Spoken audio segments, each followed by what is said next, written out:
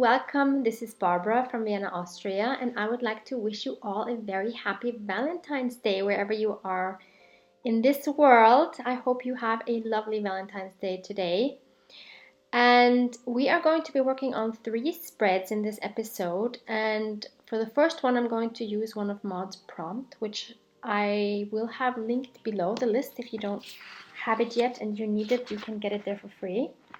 And the prompt I have chosen for this first spread is number 70, which is make a door on a page to put something behind or to open to possibilities. I love the creativeness of this prompt, and it's very variable. So what I thought I would do, since it's Valentine's Day, I wanted to make a Valentine themed spread. So I'm using the Daphne's Diary, which is the first one, the first issue for 2020. And it has this adorable illustration here of this heart tree. And you see there's 2 images because that was the pages where you're supposed to spot 10 differences between the 2 illustrations. So that is what I will use, and that's what I'm going to be making a door out of. And here I'm just searching for the perfect page for this door to go on in my No Sew junk journal. So this is not, the signatures are not sewn in, they are just bound in, so I can easily remove and insert pages as I wish. So now I'm just taking out this page to see how big the illustration can be. So now I'm just tracing the corners so that I would know where I would have to cut on the illustration. So I wanted to make it roughly the same size as the page, just a little bit smaller. So I took it to my trimmer and I cut it out, and this is the result. So I'm just checking it fits nicely. And I wanted to back it with some other spring-like cardstock. So I have this one, it's called Bohemian, and it's from Dovecraft. I looked for this on Amazon.com, but they did not have it, and they didn't have it in the UK either, but they did have it in Amazon Germany. So I will link that below. So if you were in the States or North America, the shipping, of course, will be a little bit more. But this is the only place I found it. Maybe you can find it in another place online in the US. But it's a beautiful, beautiful paper pad. I've had my eye on this for a long time. And finally, I think I found it for a really reduced price at one of our craft fairs. So I was so happy with this. It is a 12 by 12 paper pad. Absolutely lovely. And I'm going to use this page as the back side of my doors. Since those doors are going to be opening, you will be able to see the back side. So I didn't just want to leave the back side of the magazine page. So I just cut it to be the same size as the other paper, and then now I'm using my glue stick to put it on the back side.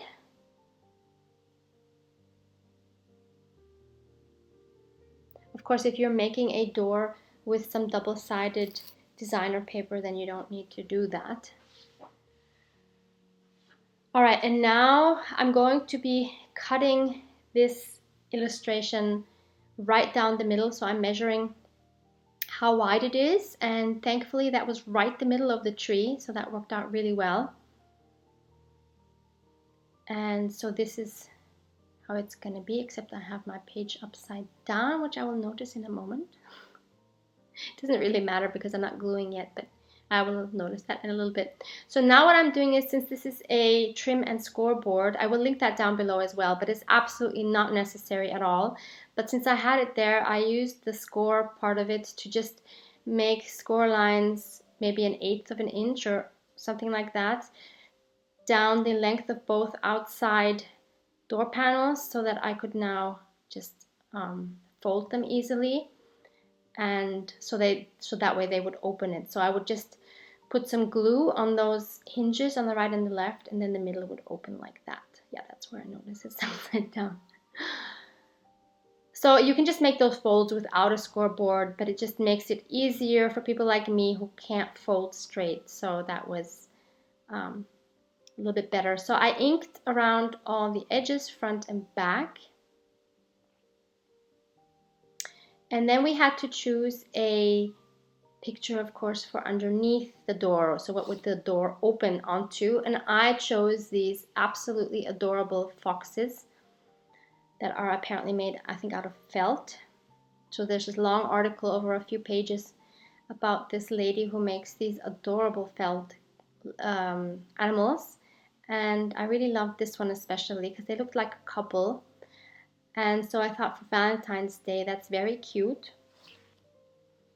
So I just cut it out, and now I'm going to glue my door on it with the 3-in-1 glue, which I will also link below.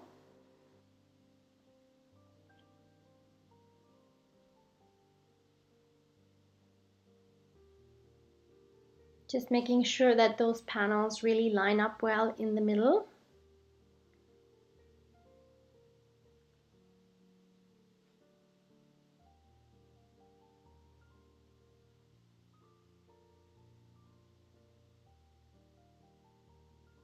Next, I wanted to add some like door handles, and I decided, since we're doing a Valentine spread, to use this heart punch to make the door handles. And so I chose 2 parts of the same cardstock that would have a nice image on it, and I punched out 2 more of the hearts on some beige cardstock to back the paper with, so that it would be a bit more sturdy. So I'm just adhering those with some glue stick,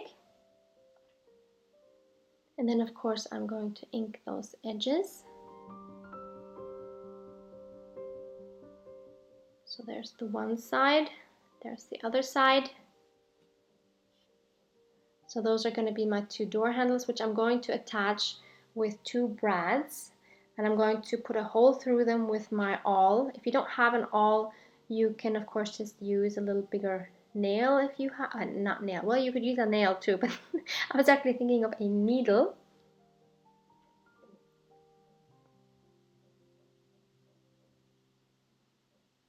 Trying to make them line up there.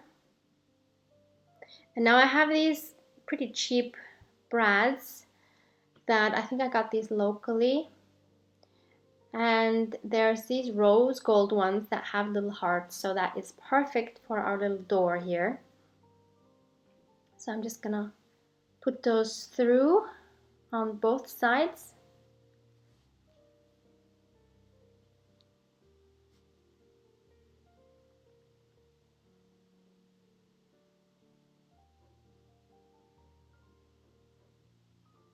And then I managed to do it so that they actually don't line up. You will see that here. Yeah, how did I do that? I don't know. We will just ignore this and pretend they are on the same level. But it's so cute, I thought. And next I chose this bright pink ribbon that will end up as being the closure to go around these 2 door handles, door knobs, whatever you want to call them. So I'm just making a double knot and tying that underneath that left heart, and then cutting off the end so that you don't see it. And the way I'm going to close it is to just wrap it around a couple of times, and then to just cut off and leave an end. So that's our closure. I think it works really well with the ribbon on the bottom plant there. It's so cute. And next I wanted to do a bit more Valentine-y kind of decorations inside. And so Daphne's Diary usually has this narrow page with stickers, and I rarely use stickers, so I thought maybe this would be a good moment to try to use some of these. So there's this cute one with the typewriter where it says love, and then I'm going to add 2 hearts as well. So in my mind, the lady fox made this Valentine's card for her hubby, and so she created this and then gave this to him on Valentine's Day, and they are still in love, although they've been married for quite a lot of years, but they're happy and in love. So I think they are adorable. And so now we're going to close this card, or this door.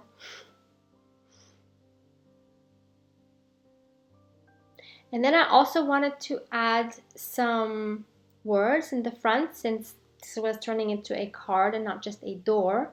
So I'm using this scrap piece of paper from the page that we cut this tree out of, and I'm using my red Ladybug Memento ink, which is also linked below, together with my clickable alphabet stamps, which are also linked below.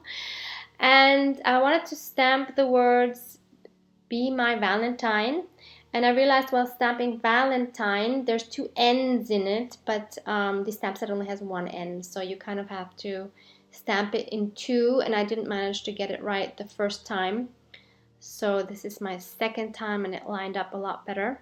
I was thinking actually it would be good to have a second set of the letters, because that happens quite a lot. And there's a second set here which has numbers and some other symbols, which I will also try to link below, and it has this heart. So I thought that was really cute to add as well. So now I'm just cutting these 3 words out, and I am inking it up. And then I'm going to try to find the right placement for these. And I'm going to cut the word Valentine in half, so that half of the word is on each side of the door. And now I'm just gluing everything on it. And that is what it looks like when it's done. And we're just checking to make sure the 2 are still happy and in there. They seem happy. So we're gonna leave them in there. And I'm gonna close this up again. And now we're going to add it back into our journal. And I think I added it somehow differently. I think I folded the page the wrong way around, but it doesn't matter. It works this way too. And even if I feel that it worked better the way I had it before, I can still change it anytime. Okay, so that's our first spread. Moving on to our second spread. This one is one I had to include because I have been obsessed with this series. It's called Mr. Sunshine. It is a Korean series, and I printed out the poster of this series and also the plot, which is what I wanted to add to this journal, because I have spent a lot of time in the past week watching this series. It's about a Korean boy from a slave family whose parents were actually, whose parents have died when he was a child, and then he was able to flee to the United States. And he came back many years later when he was with the US Marine Corps. He was like, I think, a general or something. And he came back when the country was in turmoil, and he wanted to come back for revenge for what was done to his family. But then he falls in love with an aristocrat's daughter, and then so it's kind of it's a very, very sweet love story. There's a whole lot of heartache in this series, so especially at the beginning and at the end, there's a lot of heartache. So disclaimer, if you want to watch this, and I really recommend for you to watch this. By the way, both of these washes are from the Tim Holtz sets that I will link below. Then just beware that it is heartbreaking, and there's a subtle humor throughout the whole series, which I really love, and there's a great bromance and everything. All the main characters are just amazing. So now what I wanted to do is, there was this dream journal in the Daphne's diary, and I thought this would be good to use to write my thoughts about this movie, or my experience with this series. So I thought I would do that on there. So what I'm writing here is, this drama completely sucked me in and would not let me go. I was literally unable to do anything else than continue watching once I was halfway in. I cried so much. The main characters are amazing, and I actually had a crush on Eugene Joy, which is the main character, this US Marine. So yeah, I'm so happy to have this in my journal, although it is not artistically challenging. It's a very easy spread, but hopefully it will inspire you to maybe write about your own film or series experiences that you love, because I love having this in my journal because it has so much emotion attached to it for me.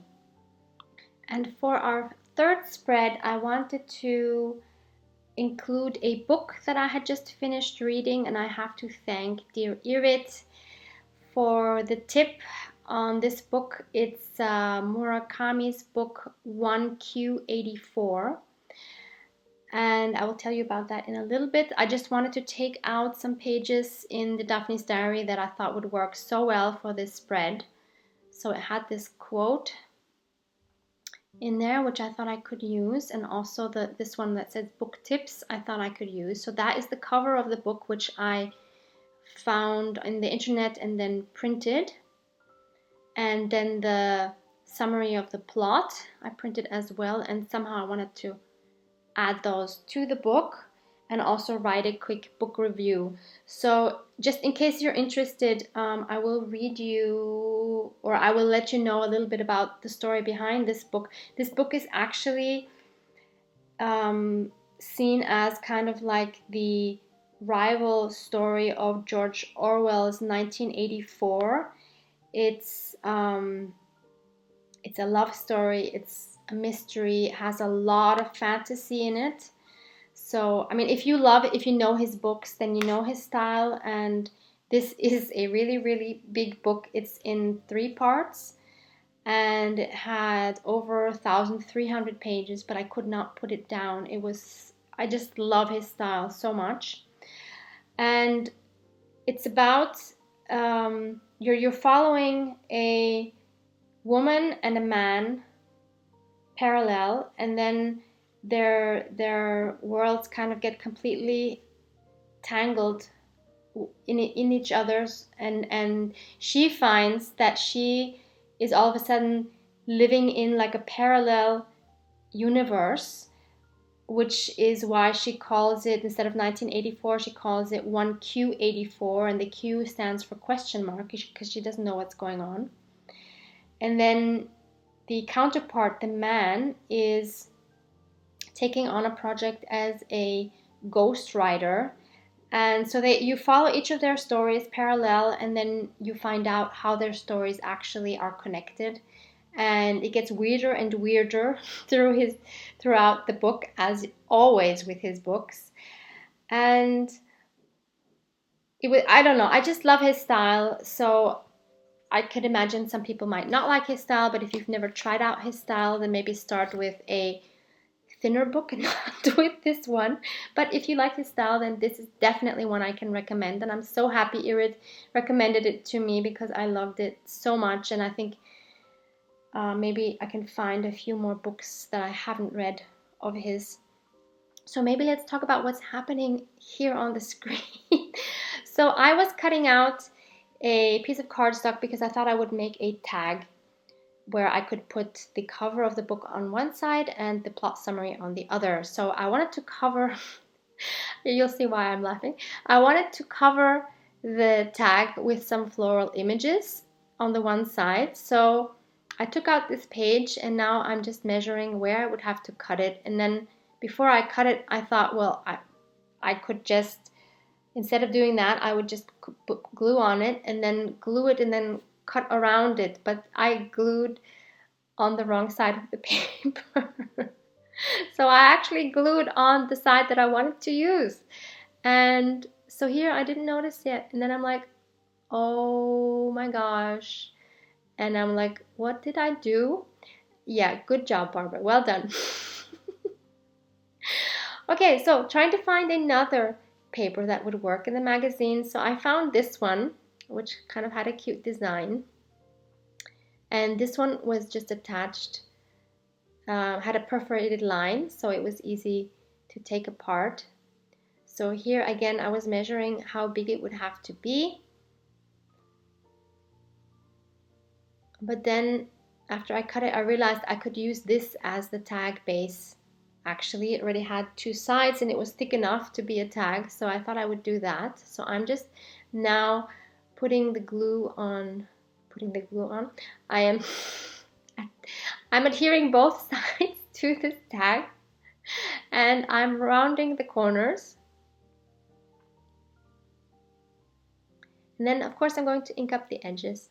You might wonder, why am I always inking up the edges? But I just think that it gives it such a finished touch. And then I thought I would add a fabric tab on the top. So I found this one which looks very Japanese to me. And so I'm just going to use my pinking shears and cut the top and the bottom. And then use my 3-in-1 glue to attach the front and the back, but not putting any glue in the middle because I wanted to have a nice curve rather than being a flat tag. If that makes any sense. So there, that's what that looks like. So, and I also wanted to add a book review, and I'm using the other half of the page that I tore out from this dream book, and what I'm writing is, I thoroughly enjoyed reading this over 1,300 page novel. It's been a while since I read Murakami's books, but reading this makes me realize that I miss his style. His imagination is unparalleled, and I did not want this love story to end. He has me longing for more. So now I'm just going to add that in the back of my tag. And there's our third spread. And now all I had to do was to add this vision envelope back, but this time I'm going to add it without putting the flap on over to the other page because that didn't work anymore, but that's totally okay. Yeah, so write about your favorite books in your journals, or your favorite movies, series, anything.